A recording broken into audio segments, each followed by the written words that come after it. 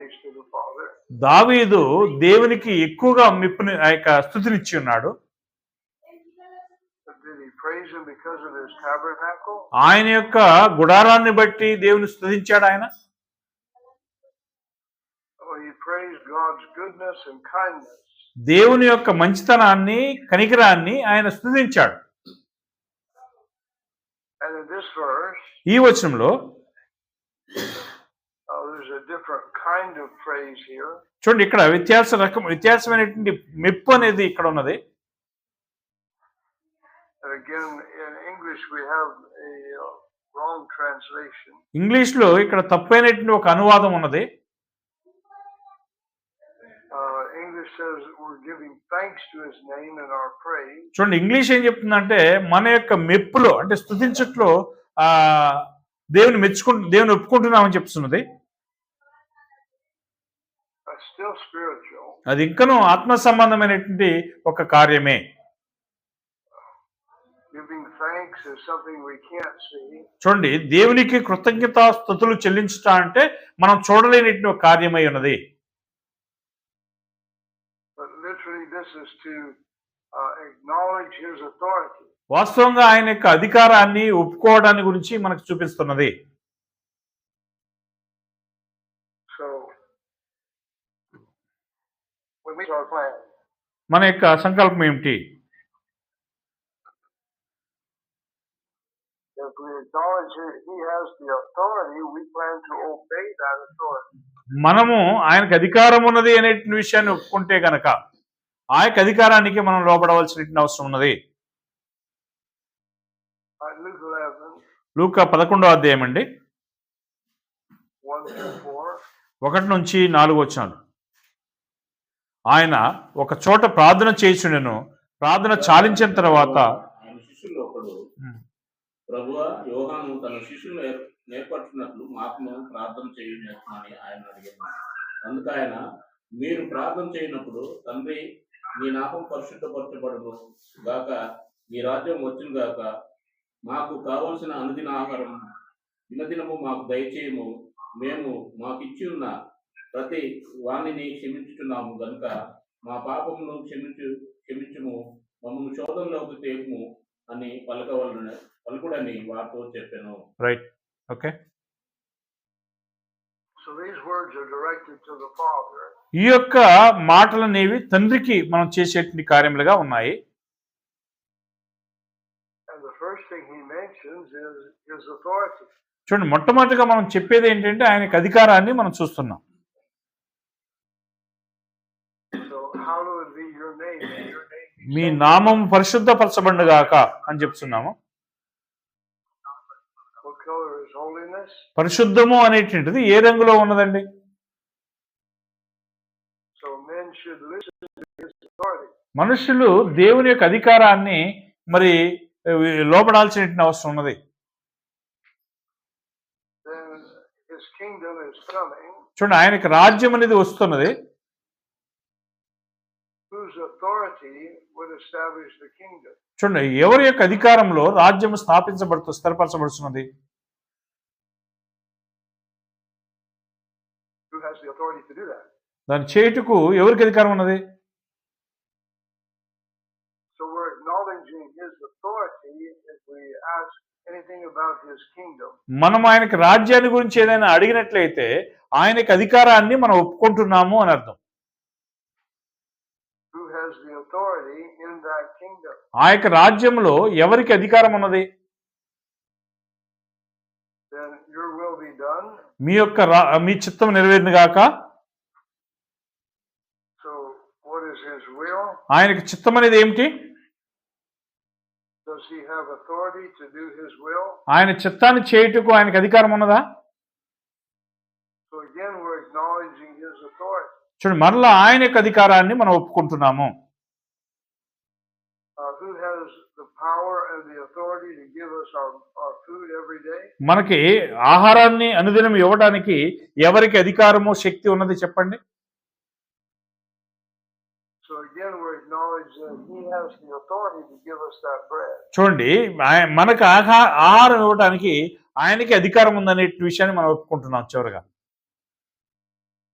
Then who has authority to forgive sin? పాపాలను క్షమించడం కూడా అధికారం ఎవరికున్నది? Only God. దేవునికి మాత్రమే ఉంది. And who has power to keep us out of temptation? శోధనలో నుంచి మనం తప్పించడానికి అధికారం ఎవరికున్నది? He has the authority over the devil. ఆ యొక్క సాతాను పైన ఆయనకి అధికారం ఉన్నది. And deliver us from evil. మనల్ని కీడు నుంచి తప్పించేది ఎవరు? Does he have authority over the evil? మనకి అంటే కీడు పైన అధికారం ఆయనకున్నదా?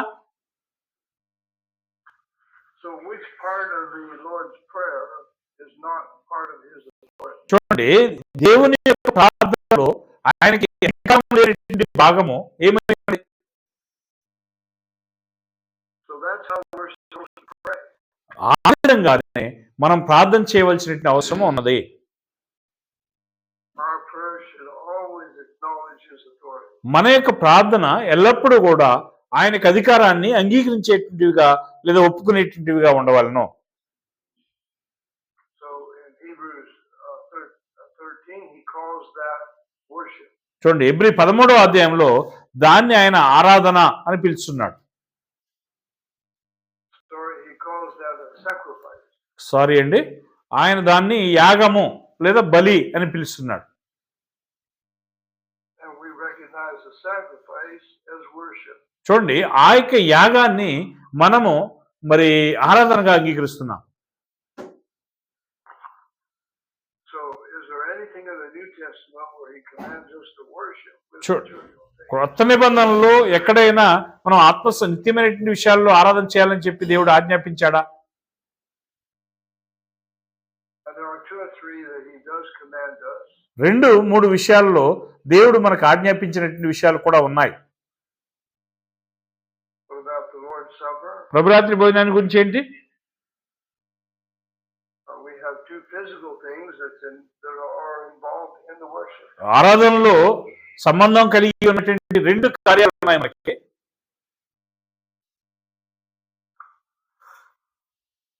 But are the physical things what he accepts? చూడండి, భూ సంబంధమైన కార్యములను ఆయన అంగీకరిస్తున్నాడా? So those physical things are there to help us in our spiritual worship. చూడండి, భూ సంబంధమైన కార్యాలు మన యొక్క ఆత్మ సంబంధమైనటువంటి ఆరాధనను అంగీకరిస్తున్నవి. In our spiritual worship, మన యొక్క ఆత్మ సంబంధమైనటువంటి ఆరాధనలో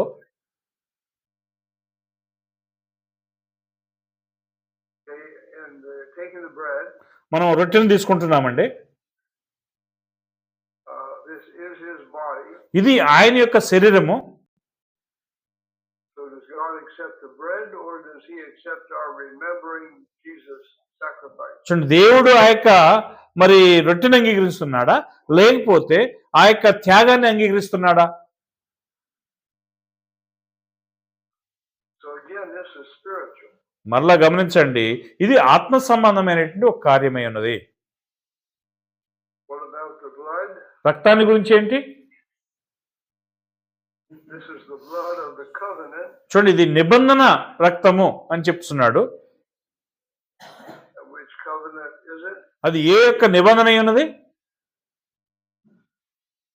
Was it actual blood that was important, or Jesus offering his blood to establish the new covenant? చూడండి, ఆ యొక్క రక్తమే ముఖ్యమైనదా, లేకపోతే యేసు చేసినట్టు ఆ యొక్క నిబంధన ముఖ్యమైనదా? Jesus' blood made that covenant. యేసు యొక్క రక్తం ఆ యొక్క నిబంధన చేసింది.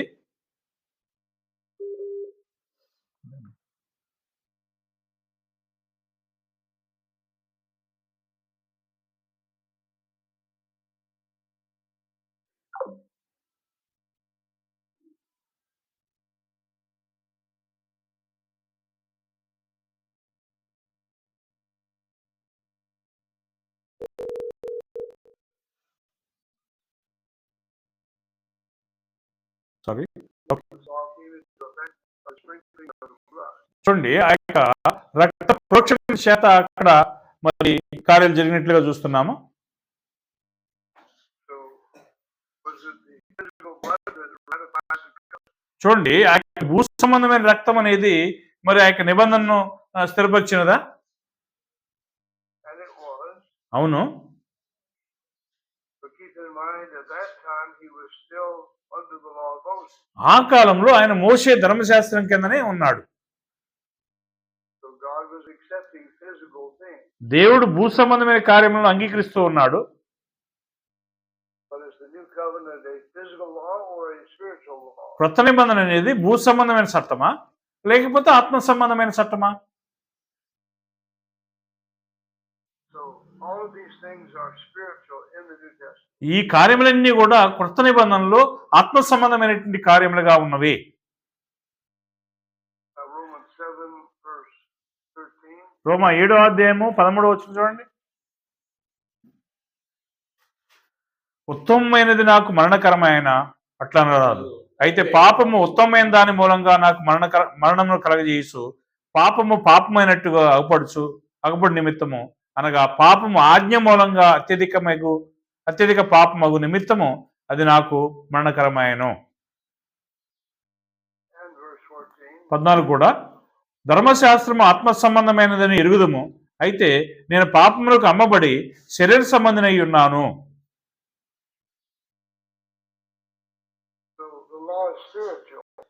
ధర్మశాస్త్రం అనేది ఆత్మ సంబంధమైనది.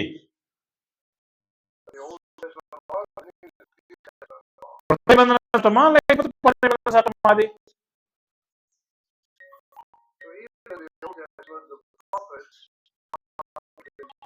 చూడండి, పాత నిబంధనలో మరి ప్రవక్తలు గురించి మాట్లాడినారు. మీకు 6 నుంచి 8 వచనాలు.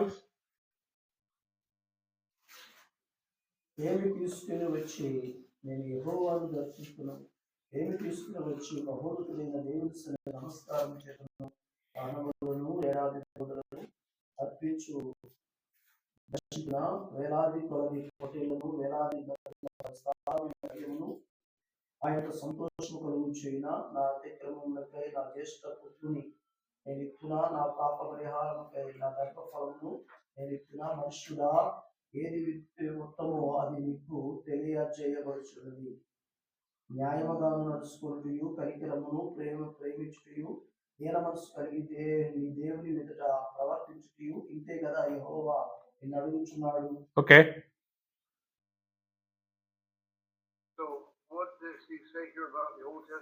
పాత నిబంధన గురించి ఆయన ఇక్కడ చెప్తున్నటువంటి విషయం ఏంటి?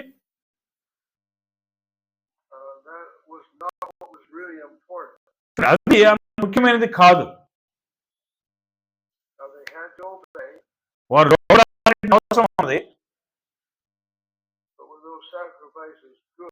ఆ యొక్క బలులు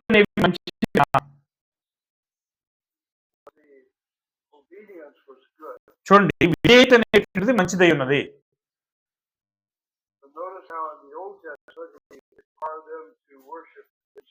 చూడండి, పాత నిబంధనలో ఆయన ఆత్మతో ఆరాధన చేయాలని చెప్పి కోరి ఉన్నాడు. నీతి అనేది ఏ రంగులో ఉన్నదండి? మనము ఏ విధంగా, సారీ కుడ్ యూ రిపీట్? కనికరం ఏ రంగులో ఉన్నది? చూడండి, ఆ యొక్క కనికరాన్ని మనం ప్రేమించవలసిన అవసరం ఉన్నది. చూడండి, అక్కడ ఎక్కువగా కనికరం కలిగినటువంటి వారమై ఉండాలి. తగ్గింపుల గురించి ఏమిటి? చూడండి, ఇది ఆత్మ సంబంధమైనటువంటి ఒక కార్యమైనది.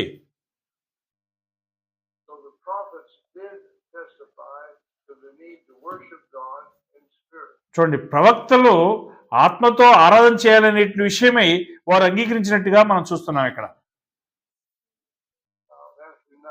మత్తయి సువార్త 9వ అధ్యాయం తిప్పుకోండి, 9:13. అయితే నేను పాపులను పిలవ వచ్చితిని గాని నీతిమంతులను పిలవ రాలేదు, కనుక కనికరమునే కోరుచున్నాను గాని బలిని కోరను అని వాక్య భావం ఏమిటో మీరు వెళ్ళి నేర్చుకోని చెప్పాను.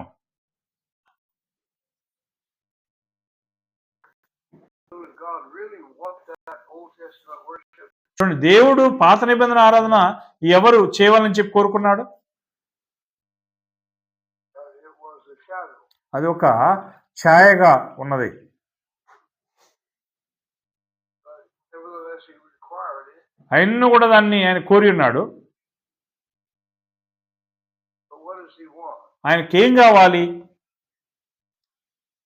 He wants men to be kind. మనుషులు కనికరాన్ని కలిగినటువంటి వారై ఉండవాలని కోరి ఉన్నాడు.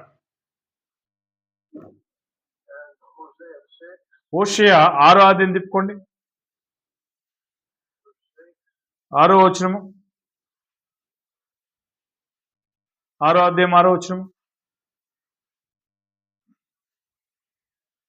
నేను బలిని కోరను గాని కనికరంనే కోరుచున్నాను, దహన బలుల కంటే దేవుని గూర్చిన జ్ఞానము నాకు ఇష్టమైనది.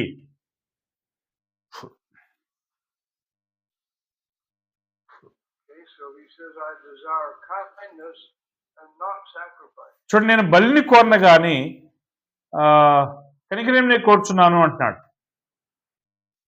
Again, kindness is definitely spirit. చూడండి, కనికరం అనేటువంటిది నిశ్చయంగా ఇక్కడ ఆత్మ సంబంధమైనటువంటి ఒక కార్యమై ఉన్నది. And what color is knowledge? ఈ యొక్క జ్ఞానంలో ఏ రంగు ఉన్నది? Again, he wants us to have the knowledge of God. దేవుని యొక్క జ్ఞానాన్ని మనం కలిగి ఉండవాలని ఆయన కోరుచున్నాడు. And he wants that more than burnt offering. చూడండి, ఆ యొక్క బలుల కంటే కూడా అది ఎక్కువైనది ఉన్నదని చెప్తున్నాడు. When Jesus told the woman at the well, బావి దగ్గర ఉన్నటువంటి స్త్రీతో యేసు చెప్పినటువంటి విషయం ఏమిటంటే, that they weren't going to be worshiping physically anymore, but they're going to be worshiping in spirit. చూడండి, అక్కడ వారు ఆత్మ సంబంధం భూ సంబంధంగా ఆరాధన చేశారు, కానీ మేమైతే ఆత్మ సంబంధమైన ఆరాధన చేయాలని చెప్పి ఆయన చెప్పి ఉన్నాడు. Has there been a change? అక్కడ ఒక మార్పు అనేది జరిగింది. And remember, the new covenant is an eternal covenant. చూడండి, క్రొత్త నిబంధన అనేటువంటిది నిత్యమైనటువంటి ఒక నిబంధన. The old covenant was a temporary. పాత నిబంధన అనేటువంటిది తాత్కాలికమైనటువంటి ఒక నిబంధన. Well, God is eternal. దేవుడు నిత్యమైన వాడు, He's spirit. ఆయన ఆత్మయ్య ఉన్నాడు. So how should we worship Him? మనం ఎలాగ ఆయన ఆరాధించవలను? ఆత్మతో ఆరాధన చేయవలను.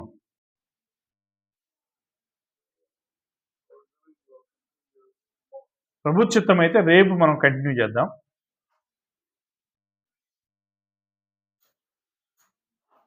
ప్రార్థన చేసుకుందాం.